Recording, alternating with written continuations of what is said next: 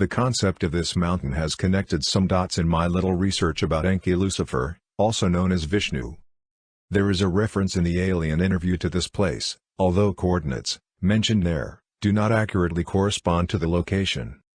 Enki is also mentioned there as a brave officer of the Domain Expeditionary Force, which we know, from West Penrod papers, as Alien Invader Force. This brave officer has incarnated as Vishnu, according to the alien interview. Anyone who is familiar with West Penrod papers will recall that Vishnu is Enki, who is in charge of enlightenment. Just keep this in mind and listen to this story. About 1,500 years later, the Domain began the installation bases for their own forces, along the path of invasion, which leads toward the center of this galaxy, and beyond. About 8,200 years ago, the Domain forces set up a base on Earth, in the Himalaya Mountains, near the border of modern Pakistan and Afghanistan. This was a base for a battalion of the Domain Expeditionary Force, which included about 3,000 members. They set up a base under or inside the top of a mountain. The mountain top was drilled into and made hollow to create an area, large enough, to house the ships and personnel of that force. An electronic illusion of the mountain top was then created to hide the base, by projecting a false image from inside the mountain against a force screen. The ships could then enter and exit through the force screen, yet remain unseen by Homo sapiens. Well, an electronic illusion of the mountain top.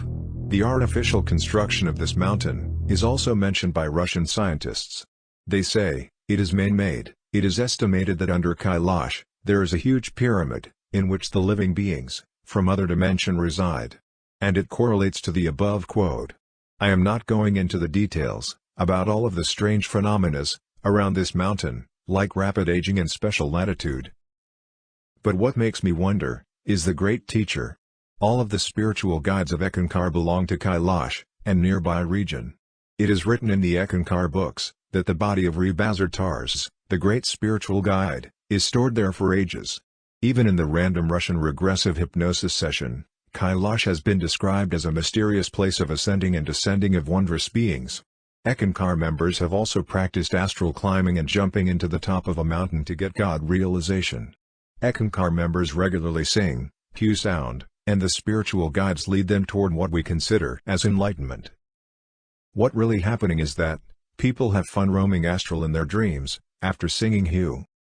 They have allegedly some solutions for some of their mental dilemmas, subconscious negativity, raising awareness, but all they really have is just an illusionary satisfaction of wonderful dreams. These guides probably manipulate one's mind to keep a servant calm, obedient and satisfied with miraculous experiences. This makes soul entrapment rather comfortable and peaceful in comparison to the religious institutions. And the mountain Kailash is presented as an interdimensional door for beings, whose task is to enlighten people to a certain degree along with the unknown blueprint. There is no mission to make world a better place for now there, as we may see 10,000 years later after the first settlement.